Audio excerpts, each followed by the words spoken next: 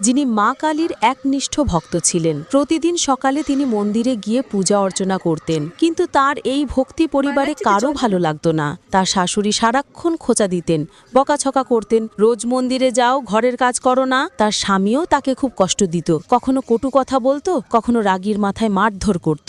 বলতো, বাচ্চার খেয়াল রাখবে কে? তোমার এই পূজা পাঠের জন্য একদিন ঘর বাড়ি সর্বনাশ হবে। কিন্তু রাধিকা ভয় পাননি। তিনি সব সহ্য করেও প্রতিদিন মা কালীর মন্দিরে যেতেন। একদিন সেই আশঙ্কার ঘটনাই ঘটল। রাধিকা মন্দিরে চলে গেলেন, আর তার স্বামী রাগের মাথায় বাচ্চাকে একা রেখে কাজে চলে গেল। বাচ্চাটি একা একা খেলতে খেলতে গ্রামের এক পুরনো শুকনো কুয়োর পাশে চলে গেল। হঠাৎ তার পা পিছলে গেল, আর সে গভীর কুয়োর মধ্যে পড়ে গেল। ভাগ্যক্রমে তার ঠাকুমা ঘটনাটি চোখে দেখলেন। তিনি ছুটে গিয়ে প্রতিবেশীদের ডাকলেন। কিছুক্ষণের মধ্যেই চারদিক ভিড়ে ভরে গেল, কিন্তু কেউই কুয়োর ভিতর নামার সাহস করল না, কারণ সেই কুয়োকে গ্রামের